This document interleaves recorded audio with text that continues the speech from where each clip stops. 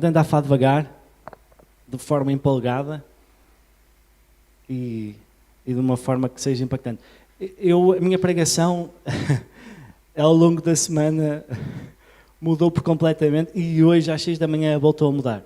Por isso, só há um tronco comum, ou seja, uma parte comum na minha pregação, que se chama a partilha da minha vida. Ou seja, eu hoje vou falar um pouco do meu testemunho, de como eu cheguei até aqui hoje, ok? Mas ao longo dos tempos eu vou falando sobre isto. E antes de mais, há uma nova frase que eu gostaria, vocês vão passar a ouvir muitas vezes isto, e gostaria que vocês também adotassem. Não estou a tentar criar religião, é só porque eu acho, a última vez que comecei a dizer isto, começou aqui no meu coração, que é: olá igreja, olá família. É muito importante que tenhamos este sentimento, ok? Quando eu digo igreja, não é quando entramos aqui nestas portas, claro, está representado aqui, estamos representados, estamos neste edifício, mas não é isso. É cada uma das pessoas que faz parte desta família. Olá igreja, olá família. Sobre a igreja havemos de explorar, não há tema de hoje, mas hoje vou falar que a vida é feita de escolhas, ok? E nós temos dezenas de escolhas para fazer diariamente, ok? Desde seja o pequeno almoço que vamos tomar, a roupa que vamos vestir, se tomamos ou não tomamos banho, esperemos que tomem banho. Entre coisas muito importantes como deixar o trabalho, não deixar o trabalho, casar, não casar, coisas relevantes e muito impactantes, ok? Não há como fugir, não há como nos escondermos. Aliás, normalmente todos nós temos que fazer alguma escolha. Hoje vamos ver que há uma decisão muito importante que temos que fazer nesta vida, nesta terra. Ponto. E essa decisão vai decidir o nosso futuro. É uma decisão que pode mudar o nosso rumo para a eternidade. Ok? Nós acreditamos, baseado na Bíblia, vou pegar nisto, tenho aqui a Bíblia, ok? Baseado na Bíblia, que realmente há vários caminhos, mas apenas 2 destinos. Ok? E hoje vou-vos falar de 3 caminhos, sendo que apenas um caminho leva ao destino que o autor e consumador da nossa fé espera que todos nós possamos lá chegar. E notem, eu não disse que há vários caminhos para estes 2 destinos, ou para este destino. Eu disse que há apenas um caminho para este destino. Há vários outros que levam ao outro destino, que não é a vontade de Deus. Mas por isso é importante que nós estivemos focados naquilo que Deus tem para cada um de nós. Eu vou partilhar o meu testemunho mais à frente, depois de fazer um enquadramento grande. Vou fazer o meu testemunho de alguma forma, mas não para dizer que toda a gente tem que ser como eu. Eu neste momento sou pastor, lidero esta igreja, ok? Responsável por uma equipa de mais, ou comigo incluído 3 pastores, mais uma equipa de liderança, e somos cerca de 100 pessoas nesta igreja, um bocadinho mais que 100 pessoas. Mas isto para dizer o quê? Que não quer dizer que toda a gente vai ter que fazer isto, ok? Nem toda a gente vai ter que fazer desta forma. É meramente um exemplo do conjunto de decisões que fui tomando para o relacionamento que fui tendo com Deus e o que Deus tinha para a minha vida, da minha família, da minha esposa, ok? Para fazermos, ok? Por isso, o que eu disser está correto, mas eu vou tentando sempre fazer algumas notas, ok? Se me tiver escapado alguma nota e ficarem com alguma dúvida, por favor, falem comigo, ok? Aqui não há copy-paste, não é Ctrl-C, Ctrl-V. Para quem está em informática, é uma piada estúpida. Ok, peço desculpa. Muito bem, vamos lá avançar então. Vamos lá à coisa. Como já falei, nós temos de tomar decisões diariamente. E essas decisões, na maior parte delas, são banais. Ok? Mas todas elas, a mais inconsciente, o que eu vou comer, não vou comer, vão estar de acordo com aquilo que tu queres para a tua vida. Ok? Como por exemplo, eu neste momento não estou a fazer publicidade, ok, não tem nada a ver. Eu estava super pesado, 109 quilos, e decidi fazer alguma coisa na minha vida nesse aspecto. E decidi mudar o meu estilo alimentar. Ok? Tinha um foco. Então mudei o meu estilo alimentar para perder peso. É só um exemplo banal, ok? Então a minha alimentação começou a ficar de acordo com isso. Então, inconscientemente, das minhas decisões diárias, não é inconscientemente, tem que ser bem pensado, eu começo a decidir o que é que vou comer e não vou comer. Porquê? Porque eu tenho um objetivo na minha vida. Ok? E nós temos que ter noção que as nossas decisões vão sempre de acordo com os objetivos que nós temos na vida, com aquilo que nós temos em mente e com aquilo que nós valorizamos. As decisões que aqui vamos abordar têm a ver com a decisão principal, que se chama identidade. Há uma coisa em todos nós, que é todos nós nos identificamos com algo, porque todos nós necessitamos de ter uma identidade. E basicamente vamos ver que há, depois podem derivar como quiserem, mas eu vou resumir aqui 3 tipos de identidade. Esses 3 tipos de identidade encapsulam, não é, Marco Buffet? Várias formas de viver, mas são eles. Primeiro, identidade no mundo. Segunda, identidade na religião. Terceira, identidade em Cristo. São totalmente diferentes, mas vão ver à medida que for falando de cada uma delas as diferenças abismais que existem entre cada uma delas.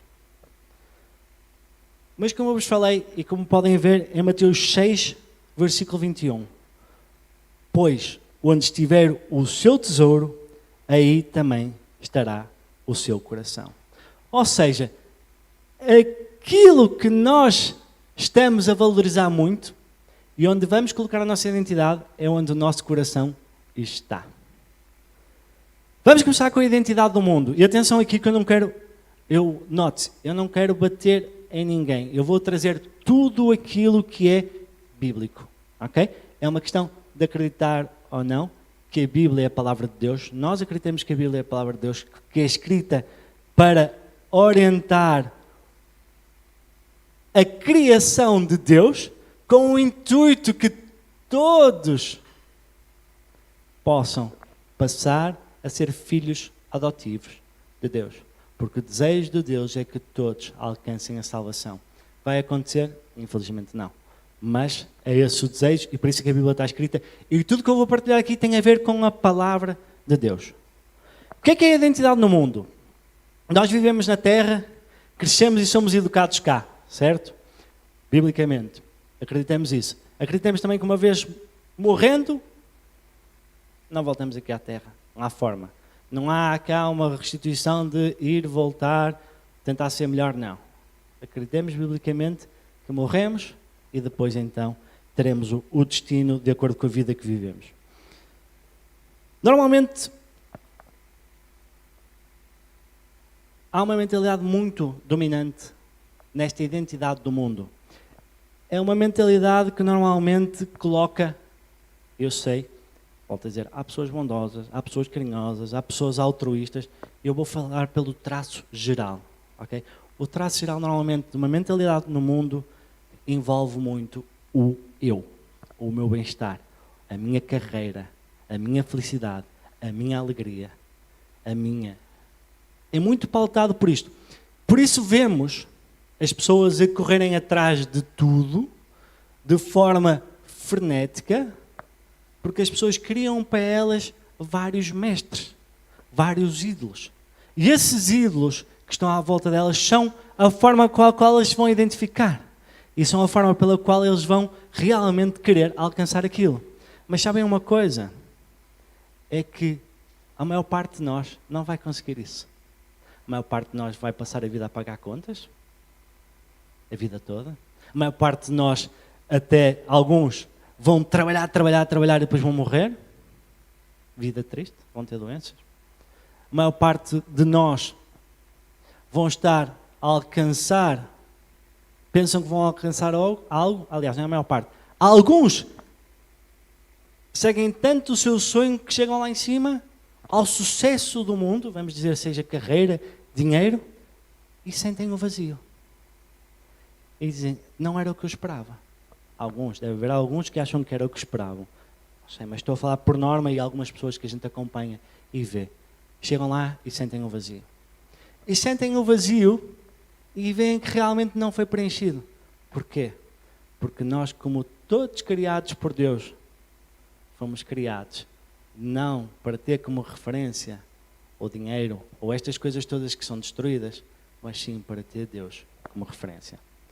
Nós fomos criados para ter um relacionamento e Ele pagou um alto preço para esse relacionamento. Por isso o vazio vai lá estar, ok? Essa dificuldade vai acontecer. O sucesso do mundo não vai ser alcançado por todos, aliás, e é muitas vezes só alcançado por um grupo muito pequeno de pessoas. O sucesso do mundo, volto a dizer. Ok? O que é que pode ser? Carreira, dinheiro, pode até ser uma família, embora a família seja importantíssima no reino de Deus. Ok? Mas depende do que é que nós idolatramos à volta da família. Quem é o nosso ídolo? E aqui normalmente a mentalidade do mundo é muito importante e vocês conseguirem perceber é identificarem o que é o teu ídolo, o que é o teu exemplo e o que é que tu queres a tua vida, porque isso vai-te fazer seguir isso. Mateus 6, 2 versículos antes do que lemos anteriormente, do versículo 19 ao 20 diz assim: não acumulem para vocês tesouros na terra, onde a traça e a ferrugem destroem, e onde os ladrões arrombam e furtam. Mas acumulem para vocês tesouros nos céus, onde a traça e a ferrugem não destroem, e onde os ladrões não arrombam nem furtam. Aqui está um exemplo espetacular da palavra de Deus para nós termos na nossa vida. Quem é que daqui já foi assaltado? Roubado. Foi. Qual é a frustração que vem? Não é? Eu lembro, nunca mais me esqueço. Eu tinha um relógio. O meu irmão pode confirmar, nós nunca tivemos grandes posses quando éramos muito crianças e o nosso pai foi crescendo financeiramente e depois começamos a ter mais algumas coisas, mas mais adultos. Mas eu lembro que eu tinha um relógio, não sei se te lembras, da Richard Digest, se não me engano, tipo daquelas coisas que comprava aqueles livros. Era um relógio. Mas para mim aquilo era um relógio incrível. E eu estava a passar a rotunda da Boa Vista e estava a ir para o cinema com os amigos e fui abordado por uns que me roubaram o relógio. Eu estava a dizer, mas isso é muito especial para mim. Na altura até disse, até menti, graças a Deus não era crente, não me tive que arrepender naquela altura, ficou tudo quando fui às águas. Piada de crente estúpida, peço desculpa. Mas o relógio, eu disse, mas isso pertence à minha falecida mãe, graças a Deus ela ainda está viva. Que ela me deixou, não houve piedade nenhuma. E isso é o que a morte vai fazer. Não há piedade de tudo o que tu dás valor ao mundo, nada.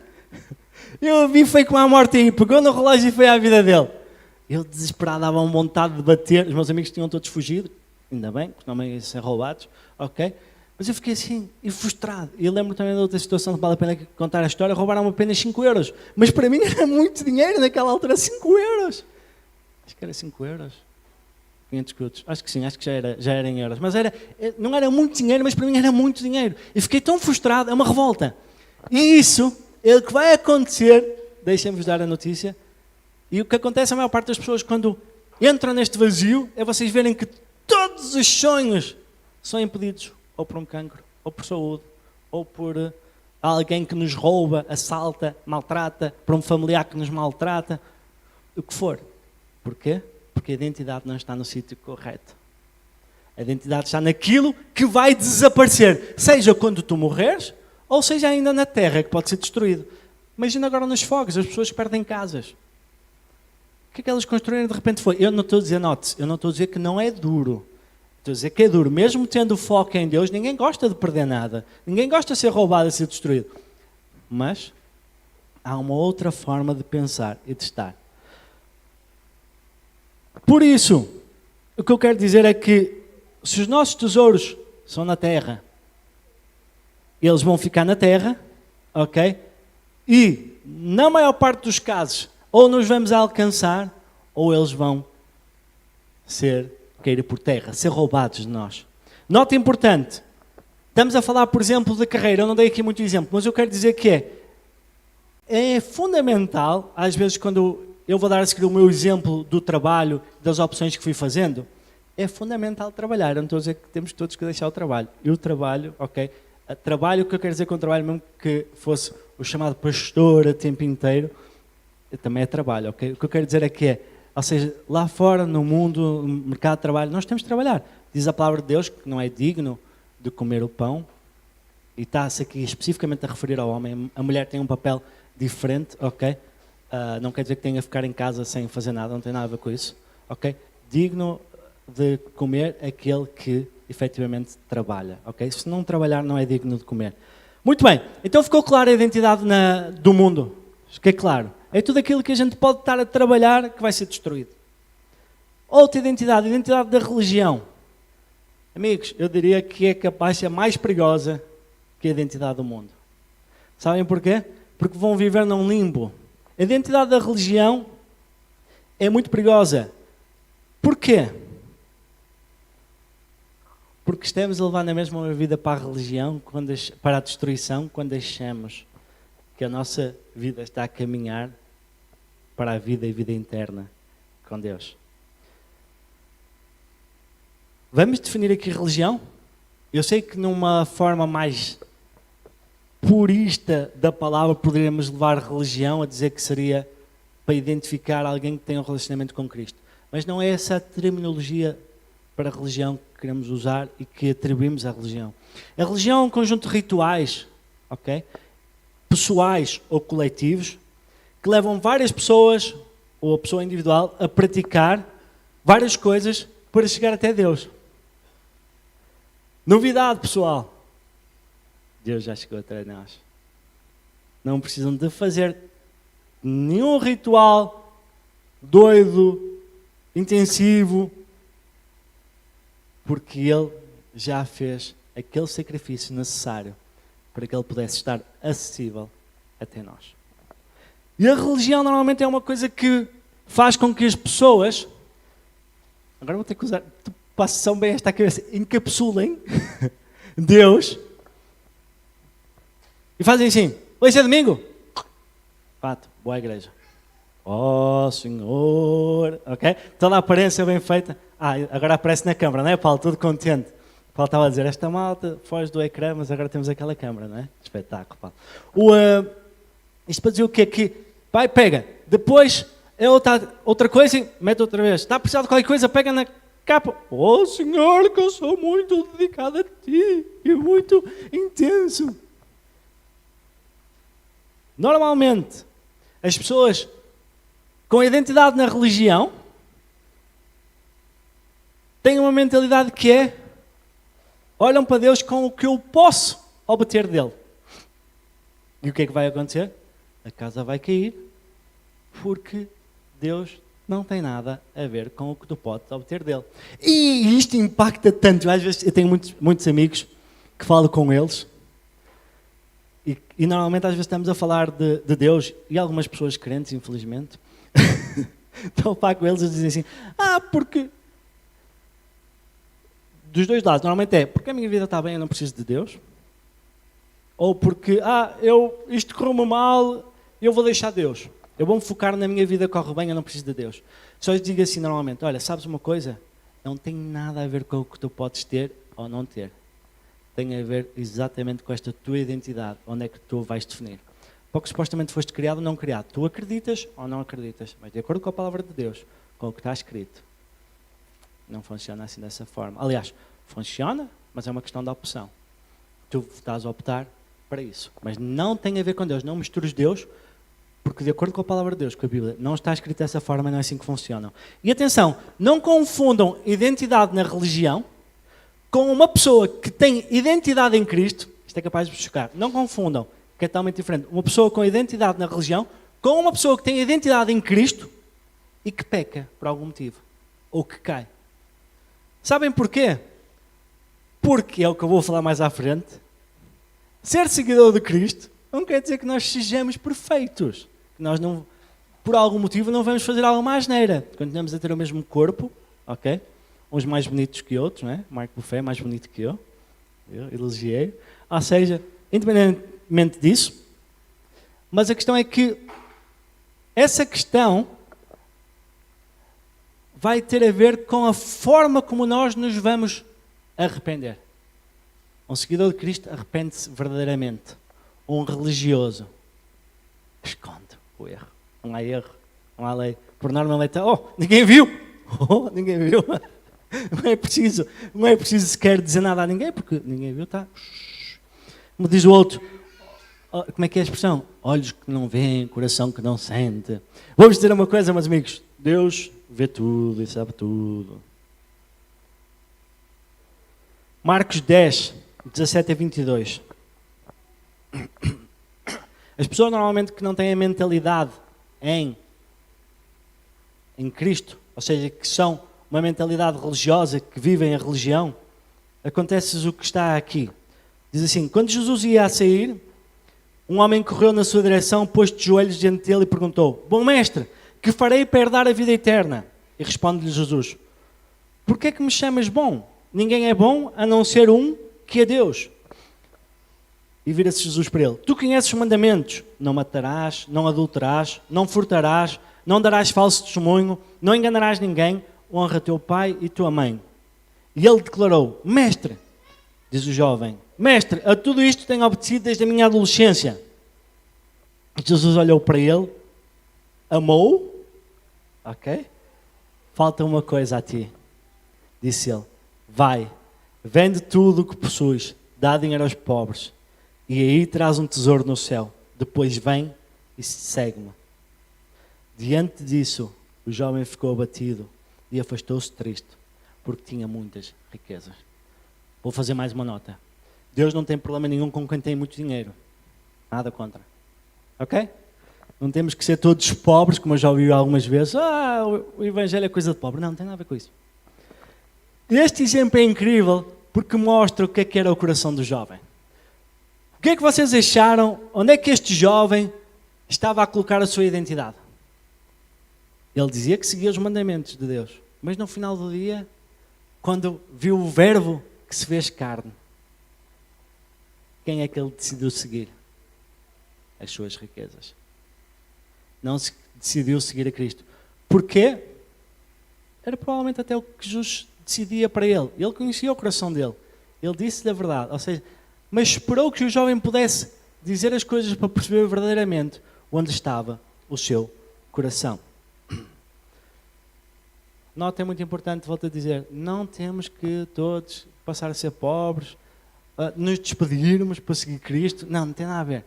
Há chamados, temos estado a falar sobre chamada, eu não preciso estar aqui a falar sobre isso, nem a mencionar, é só preciso perceber onde é que está o teu coração. Porque as tuas decisões vão ser de acordo com o teu coração. E este é o grande tema. Jesus testou o jovem, e testou, porque é que eu digo que testou? Que ele primeiro disse, então, e ele disse, mas eu já sigo esses mandamentos, e ele disse assim, então, vende tudo e segue-me. E ele ficou triste, nem sequer pôs em hipótese de o fazer. De forma muito simples, ele disse, para herdar a vida eterna, o foco dele não podia estar nos bens materiais, mas tinha que estar em Cristo. Marcos 10, versículo 23 diz assim, que é o seguimento ao que estávamos a ler. Jesus depois virou-se para os discípulos, depois dos jovens terem ido embora, e disse assim, Jesus olhou, escusava ter dito, está no versículo, Jesus olhou ao redor e disse aos seus discípulos, como é difícil aos ricos entrar no reino de Deus. Volto a dizer, quando vemos ricos, podemos ver todos aqueles que valorizam mais as coisas deste mundo que as coisas de Deus. Quando nos agarram de tal forma que nos afastam de construir para a eternidade. É o problema da religião. Quando a nossa identidade está na religião, criamos uma falsa forma de viver piedosa. Sabem o que é piedosa? Eu associava muito piedosa e também é um dos significados. É ter piedade, ter pena de. Mas piedosa tem a ver com devoção. Ser religioso, quando somos uma identidade na religião, criamos uma falsa aparência de devoção a Deus. Mas quando Ele nos diz assim, meu amigo, eu quero mais.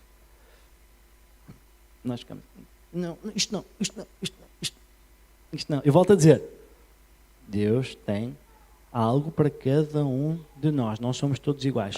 Quando vem um problema, a tribulação, a doença, tudo isto faz parte da vida, infelizmente, nesta vida que aqui estamos, porque a promessa da vida eterna é abundante, sem choro, sem sofrimento, com muita alegria, ok? Vamos experimentar coisas que nunca experimentamos. O que é que acontece? Não estamos fundados na rocha e caímos. Cristo não é a nossa vida quando verdadeiramente somos religiosos.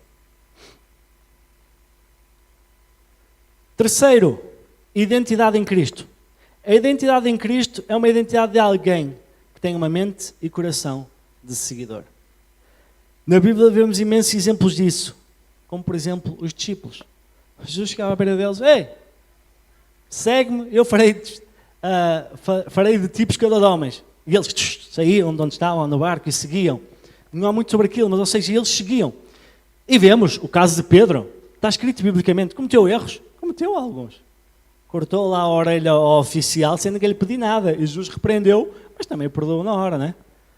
Pedro negou 3 vezes a Cristo. Mas Cristo depois deu-lhe 3 oportunidades de ele se arrepender sinceramente. Ou seja, para não estar a criar, eu só não quero criar aqui uma ideia de que quem tem uma identidade definida em Cristo, que é Jesus. Não, nós vamos seguir o Mestre perfeito. Agora, vamos nos aperfeiçoando com o tempo, ok? Com os nossos erros, com as nossas falhas, tudo isso. Mas quem tem uma identidade em Cristo é uma identidade que se constrói para a eternidade. Não há nada neste mundo, e Romanos 8, se não me engano, não tenho aqui, que pena, mas podem ler, é espetacular, que fala: o que é que nos poderá separar do grande amor de Deus? Nada, podem ler, é espetacular, acho eu. Se não for Romanos 8, depois perguntem. Acho que é isso. É espetacular, obrigado. Mateus 7, versículo 24 a 27 diz assim. Estava Jesus a falar. Mateus 7, 24 a 27. Portanto, quem ouve as minhas palavras e as pratica é como um homem prudente que construiu a sua casa sobre a rocha. Caiu a chuva, transbordaram os rios, sopraram os ventos e deram contra aquela casa. E ela não caiu porque tinha os seus alicerces na rocha. Mas quem ouve as minhas palavras e não as pratica é como um insensato que construiu a sua casa sobre a areia. Caiu a chuva, transbordaram os rios, sopraram os ventos e deram contra aquela casa. E ela caiu e foi grande a sua queda. Ou seja, a rocha é Cristo. Se nós colocarmos nossos pilares, as nossas fundações em Cristo, o mundo vai desabar. Mas nós temos outra esperança. E é muito importante dar aqui uma nota, e volto a dizer, eu estou a bater muito nesta ótica da perfeição, porque às vezes parece que quando nós falamos, que falamos na ótica da perfeição. Amigos, quando nós perdemos alguém ou alguém sofre, ou perdemos alguma coisa, nós sofremos. Ficamos tristes na mesma. Agora, não fiquei revoltado com Deus ou na expectativa de dizer que a culpa é dele, porque ele não me deu ou não me protegeu daquela forma. Ele é connosco. Ele sofre tanto como quando nós sofremos por estar triste. Ok? Não é por ter Cristo que eu queria uma bolha à minha volta. Não. Eu tenho Cristo. Ok? Tenho uma esperança diferente, uma forma de ver o mundo diferente e acredito em algo que sim, vai ser perfeito. E aqui nesta vida, que é um privilégio, que a maior parte de nós tem, vivemos e aproveitamos o que realmente Deus tem para nós, de acordo com a sua vontade e abrindo o nosso coração. Nota muito importante também, eu não estou a dizer que ser seguidor de Cristo vai ter que ser tudo pastor. Ok? Não. Não façam isso, fujam. Fujam para bem longe, não, estou brincadeira. Diz a palavra de Deus que não busquem, aliás, o que é que Marco quer dizer? A passagem de que eu ia dizer agora. Que digno é aquele que busca, ou seja, que é digno, eu estou a brincar, só é difícil. Por isso, se puder, fujam, não há hipótese. Brincadeira. Ou seja, não estou a dizer que todos temos que ser pastores, mas todos temos que ter um relacionamento muito, mas muito intenso com Deus. Como é que se faz? Cresce na hora, com um bater de dedos? Não. É uma caminhada, meus amigos. Alguém aqui construiu um relacionamento? Vamos olhar para os... Não vou expor os jovens, senão eles ficam com vergonha. Vou pegar aqui no Marco e na Nati. O vosso relacionamento, não houve muita conversa? Especialmente da telinha para si? Sempre, até hoje. Ou seja, um relacionamento é construído na base da comunicação. Então, nós não dizemos assim: Senhor, eu quero que tu me guies, porque agora tu és maior, eu já sei tudo de ti. Se for, meus amigos, eu vou-vos dizer, não vai acontecer, porque há tanta coisa sobre Deus. Quando és por ti, provavelmente já passou a tua hora. Quem de nós sabe o tempo e a hora para estar a dizer: olha, é agora que eu vou entrar neste relacionamento perfeito? Não. Deus quer-nos exatamente como nós somos e quer entrar na nossa vida e aos poucos Ele vai transformando. Não te vai continuar a deixar com os teus velhos hábitos. Vai transformar. Ok? Com certeza também tens muita coisa boa dentro de ti, ok? Não somos totalmente lixo e agora Deus vai chegar e... transforma totalmente, passamos a ser nova criatura. Mas é trabalho que o Espírito Santo de Deus faz em nós, ok? Pelo relacionamento que temos com Deus. Amém? Então uma vida com identidade em Cristo é ser seguidor, e um seguidor de Cristo, que valoriza o grande amor de Deus por cada um de nós, ok? Como em qualquer relação, o seguidor entrega-se a Cristo. Amém? Então, a pergunta é, que decisão queres para a tua vida? Como queres ser identificado? Para ser discípulo de Cristo, o único caminho para a salvação, verdade e a vida, tens que, Romanos 12, versículo 1 a 2, diz assim: Portanto, irmãos, rogo-vos, pelas misericórdias de Deus, que se ofereçam em sacrifício vivo, santo e agradável a Deus. Este é o culto racional. Não se amoldem ao padrão deste mundo, mas transformem-se pela renovação da sua mente, para que sejam capazes de experimentar e comprovar a boa e agradável e perfeita vontade de Deus. A palavra ensina-nos, se queremos ser seguidores de Cristo, temos que pensar de forma diferente ao que o mundo pensa. Totalmente diferente. E temos que ser renovados pelo Espírito. O motivo do teu coração vai mostrar claramente onde está a tua identidade. Deixem-vos dizer, os dois primeiros, identidade no mundo e identidade na religião, em nada mostram. Aliás, não é em nada. Estas duas mentalidades mostram uma coisa que se chama tudo acerca de mim e do que eu posso obter dele. Seguidor de Cristo é tudo acerca dele, do grande amor dele e o que ele fez por mim. E a parte incrível e fabulosa disso é esta. É que o facto de ser tudo acerca dele e por ele, não quer dizer que ele não se preocupe connosco. Ok? Ele preocupa-se, ele ama-nos, respeita-nos e realmente vai se envolver connosco. A vida é feita de escolhas e por isso é que eu vou partilhar o meu testemunho de uma forma mais rápida do que eu estava à espera. Peço desculpa, espero eu, percebam. Mas para perceberem com o meu testemunho uma coisa, que é a importância e a relevância das escolhas que fazemos. Ok? Já falei que sou pastor, este ano vai fazer 10 anos que sou pastor desta casa. Comecei a minha caminhada como pastor aos 27 anos. Mas lá vamos. Eu gostaria de logo começar a dizer que eu não estou, e é isto é que eu quero que fique bem destacado no vosso coração. Eu não sou pastor desta casa porque era a única alternativa que eu tinha na vida. Não. Não. Ok? Eu e a minha família seguimos estas opções. Tínhamos 1001 opções. Somos pastores desta casa com as dificuldades que trazem o normal de aturar pessoas. Ok, é normal. Mas com o grande amor também de muitas pessoas e de Deus. Ok? Mas para dizer o quê? Não era a linha de fundo. É a decisão que fomos tomando. Nunca a buscar honestamente ser pastor, mas sim a seguir a Cristo. E Deus trouxe-me até aqui porque era o chamado que tinha para mim. Ok? Não quer dizer, volto a dizer que todos que se entreguem vão ser pastores. Ok? E isto eu queria deixar bem alinhado. Eu conheci a minha linda esposa, maravilhosa e incrível, ela está aí, não está? Linda. Em 2000, eu tenho aqui 12, mas foi em 2002. Ok? No meu segundo ano da faculdade, jogava futebol, ainda não era crente. Eu vou ler mais um bocadinho do que falar, porque senão vamos nos perder aqui. Nem sabia bem o que é que isso era. E nós namorávamos, e eu lembro muito bem que os meus sogros tinham uma senhora brasileira, crente, que estava aqui em casa deles. E ela virou-se para mim, eu ainda era crente. Você vai ser pastor! Eu nem era crente. Eu pensava, como? Que é isso? Mas parece mal. Parece mal, não quero. Parece mal. E era o meu coração, eu não conhecia, não sabia o que é que era. Fiquei atemorizado, mas guardei aquilo para mim. Ok? Em 2015, quase 2 anos depois, eu fui a um acampamento de jovens. Ok? E depois da palavra, veio o pastor na altura falar comigo e disse assim, e começa a falar comigo. E eu disse assim, olha, eu penso 2005, porque eu tenho 10, 15, não sei porque eu tenho mais 10 anos, é 2005, 2 e 5. E o pastor vem ter comigo e eu na minha sessão ele perguntou-me assim, tu queres orar? Eu tinha um terror, não era temor, um terror a Deus, porque eu nem falava de Deus, mas sabia que existia, mas não gostava de falar muito porque não percebia o que era isto. E eu disse, sim. Pronto, vamos orar. E ele orou para mim e de repente vejo a minha bela namorada na altura, virou-se a esposa.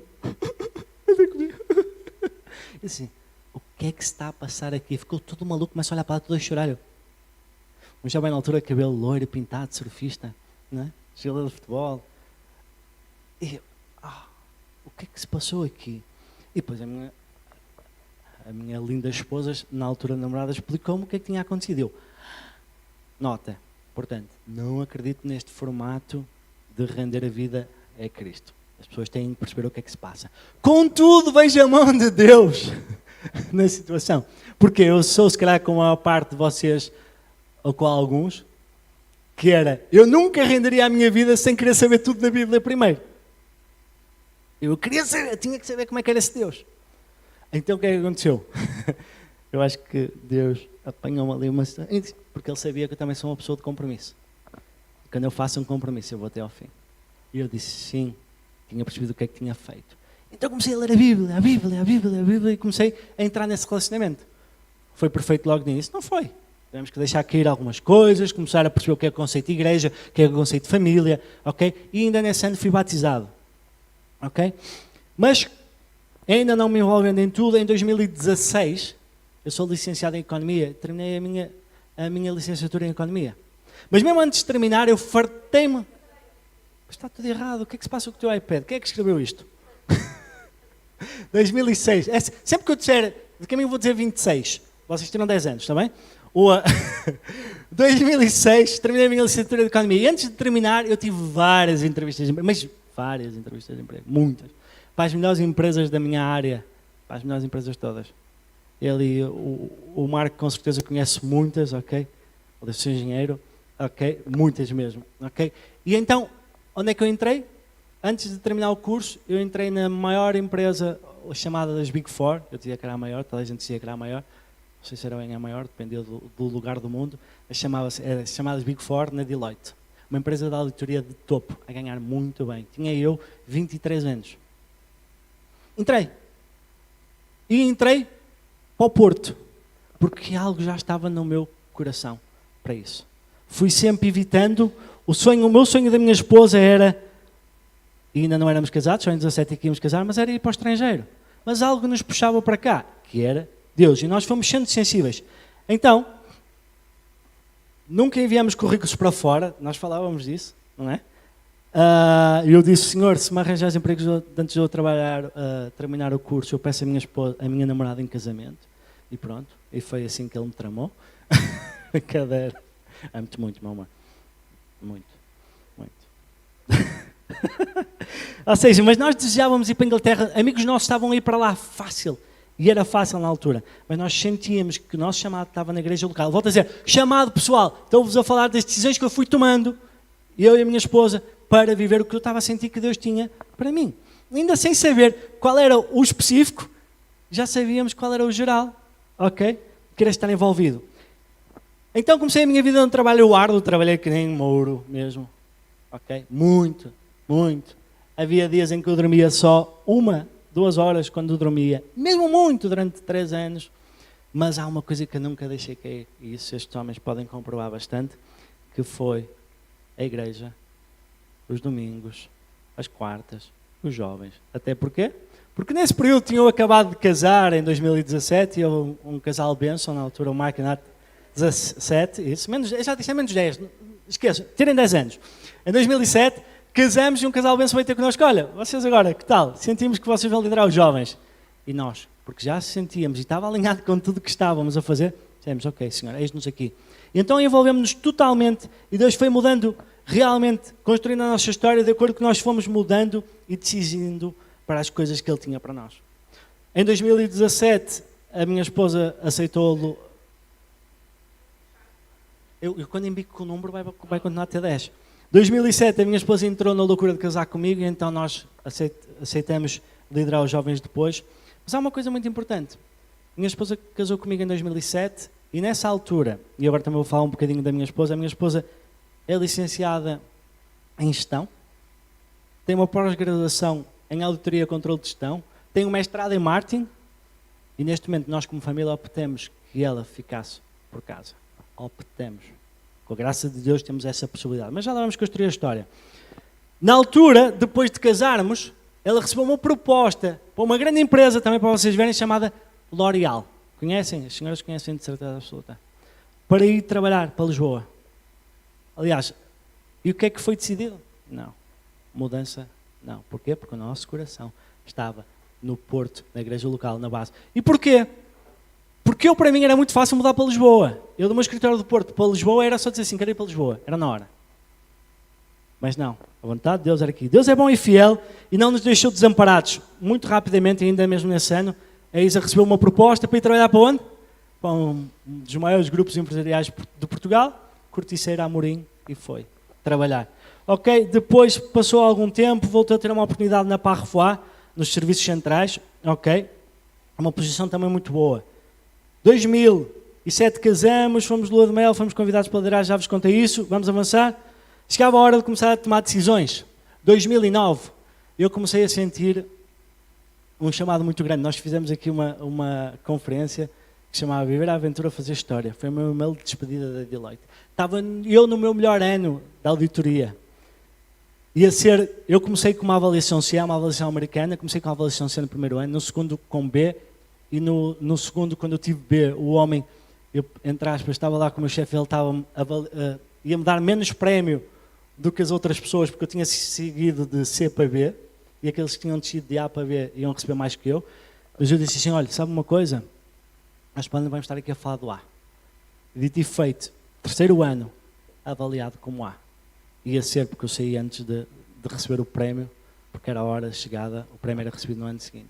Melhor ano. Quando eu fui falar com o meu chefe, falar com 3 meses de antecedência, precisava dar 2 meses à casa. E ele ficou, mas tens alguma empresa? Eu, não tenho empresa nenhuma. Mas porquê? Deixa-me dar uma nota. Quando Deus falou, e eu senti, Deus não falou assim, vais deixar um emprego. Nós conseguimos perceber claramente que era a altura de mudar para a família, para a igreja, ter algum tempo, e que Deus tinha preparado algo melhor para nós. Quando eu senti isto com 3 meses, eu e a minha esposa começamos a fazer filmes.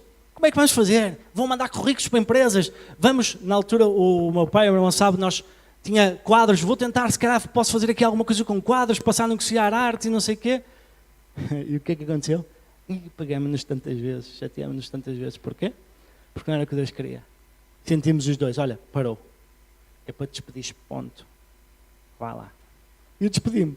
E o meu chefe pensava que estávamos numa altura de high season, ou seja, de trabalho muito grande. Ele disse, estás cansado, daqui a 3 meses a gente volta a faltar. Porque eu disse, eu não vou embora até que terminar os trabalhos todos que tenho na minha mão. Porque aquilo são projetos, ok, os projetos todos, não me deem mais novos, por favor. E assim foi feito.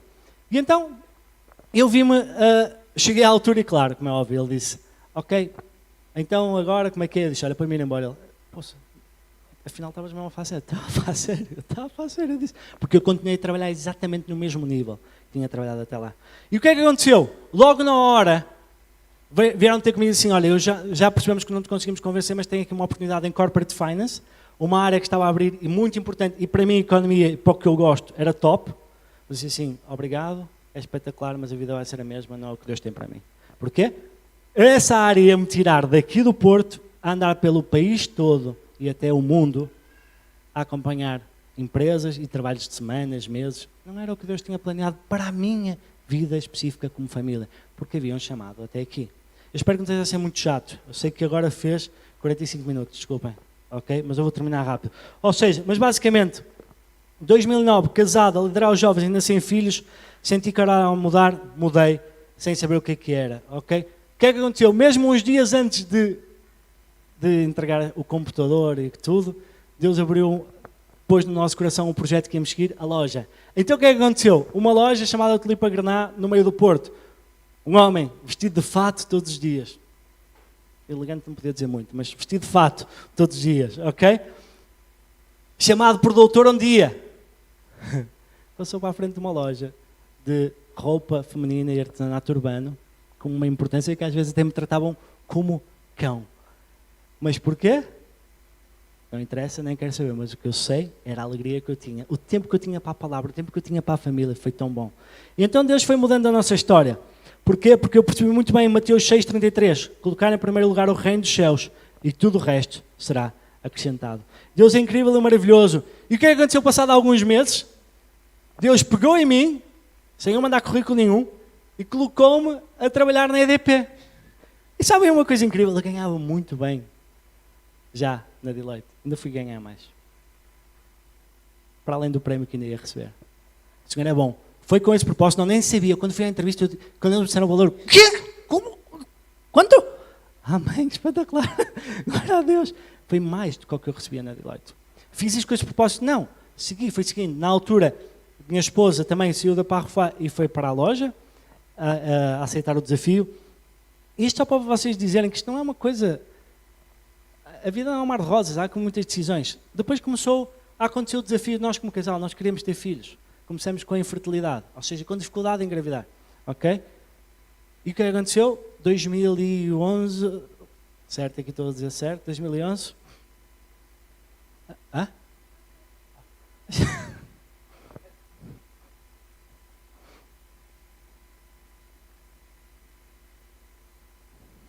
Faça isso. A minha esposa engravidou, mas nós não sabíamos na altura. E o que aconteceu? Éramos nós pastores, já, ok? Foi em 2010, temos esquecido dessa fase, porque não interessa. Nós éramos pastores, e o que acontece? Para vocês verem que a vida não é colocada numa bolha, para ser seguidão cristão, nós não passamos a viver numa bolha. E nós andávamos há um ano a tentar engravidar, eu também, já estava meio grávido, mas ela nem por isso, e andou 3 dias com dores terríveis. Não fazíamos ideia o que era. Até que fomos ao médico, numa noite, a um outro hospital, um outro queria operar, aquele decidiu fazer assim, vamos fazer um teste de gravidez. E veio o resultado. Estava grávida.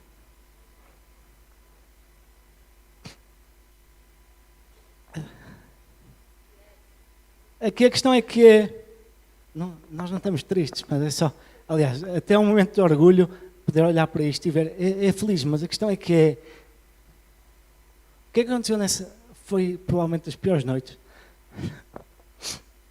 da nossa vida. Nós estávamos com Deus.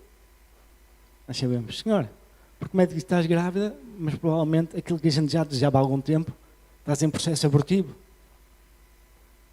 E nós, a sério? Mas isso só podem saber no dia seguinte, voltem cá, no dia seguinte.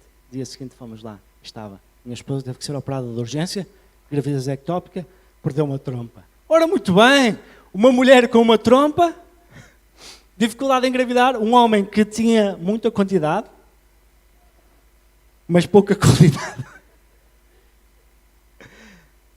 E o Senhor, mesmo assim, abençoou-nos. Abençoou-nos com um filho incrível, Francisco, em 2012, ok?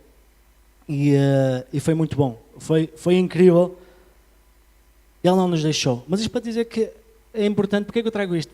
Para dizer que nós não somos colocados numa bolha, nós temos. Mas naquela noite foi horrível para nós, mas nós oramos. Pedimos a Deus, Senhor, se está em processo abortivo, por favor, cura. Houve a cura? Não houve. Deixamos de crer em Deus? Não, continuamos mais firmes ainda. Ele tinha os melhores planos e pumba, agora 3. Até temos medo de fazer o amor, que ainda fazemos outro filho.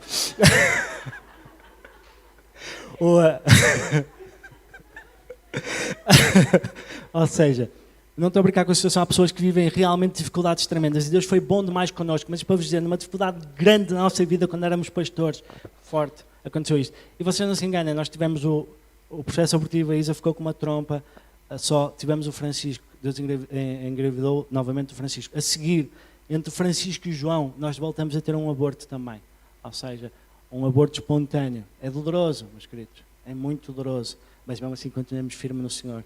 E o João apareceu, foi o segundo, de uma forma incrível.